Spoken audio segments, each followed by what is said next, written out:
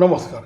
एक भाई ने एक कमेंट में लिखा है कि डॉक्टर भीमराव अंबेडकर जी कहते हैं मैंने संविधान लिखा है, और बापू यानी महात्मा गांधी ही कहते मैंने भी देश को आज़ाद करवाया है। फिर कमेंट वाले एक कहते हैं बाकी लोग क्या भैंस चराने को गए थे। बिल्कुल सही बात है।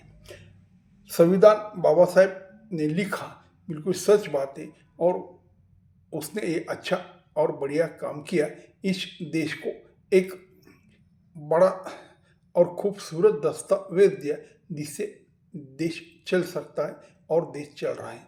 और बापूजी ने भी आज़ादी के समय बहुत से ऐसे सत्याग्रह के, बहुत से उपोषण पे हुए बैठे और देश को इकट्ठा किया, सब समाज को साथ लाए और देश को आज़ादी दिलाने का बहुत बड़ा उनका योगदान है। बात कुछ सच्ची है, इसमें कोई दो राह नहीं है। लेकिन ये जो भाई कहते हैं कि बाकी लोग भैंस चराने को गए थे क्या, ये भी बात बिल्कुल सच है। क्योंकि एक आदमी कुछ नहीं कर सकता तो बोल जाते हैं कि गाँव करेगा वो राव का क्या करेगा। वैसी ये बात है। सभी ने अच्छा से यहाँ पे स्वतंत्र युद्ध में भाग लिया था और अपना अपना काम अच्छी तरह किया था।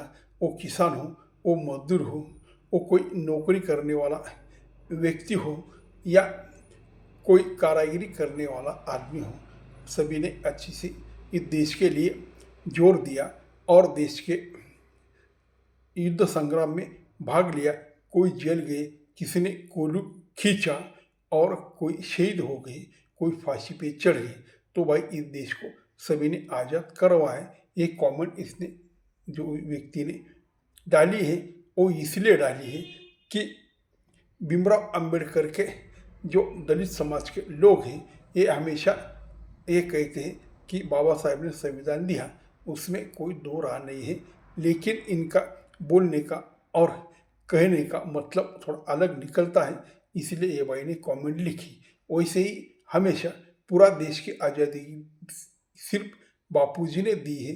ये जो कांग्रेस वाले लोग कहते हैं, इसका ये मतलब होता है कि बाकी लोग घर में बैठे थे, कोई बाहर निकला नहीं। ये बापूजी ने अकेले पे दम पे आज़ादी दिलवाई, और अकेले दम पे भीमराव अंबेडकर जी ने संविधान लिखा। क्योंकि संविधान की एक कमेटी थी, उसमें कम से कम 150 लोग बैठे थे, और बाद में कुछ 55 लोग थे जिसने ये सब अलग अलग पॉइंट दिए, और देश में क्या ठीक रहेगा क्या नहीं रहेगा, कौन सा समाज को क्या देना चाहिए, कौन सा समाज क्या मान्यता लाएगा, और दुनिया में जो ही डेमोक्रेसी है वहाँ से कुछ कैसी ऐसी चीज़ें लानी पड़ेगी, ये सब उसने सोचा और एक इकट्ठा किया। तो ये सब बाबा साहेब ने सब देखा और उनको जो ठीक लगा उसका उसने परीक्षण किया, और वह एक जगह इकट्ठा करके नेहरू जी या हो राजेंद्र प्रसाद जी हो, जो जो बड़े बड़े उस टाइम लोग थे, उस सबको दिया। उसने पढ़ा और फिर बाद में सबने ये चुना कि इसमें क्या लेना है क्या देना है। तो एक आदमी कुछ नहीं कर सकता। ना संविधान बाबा साहब अकेले लिख सकते थे, ना बापूजी अकेले देश को आज़ाद करवा सकते थे। ये कहने का ये भाई का मतलब है। नमस्कार।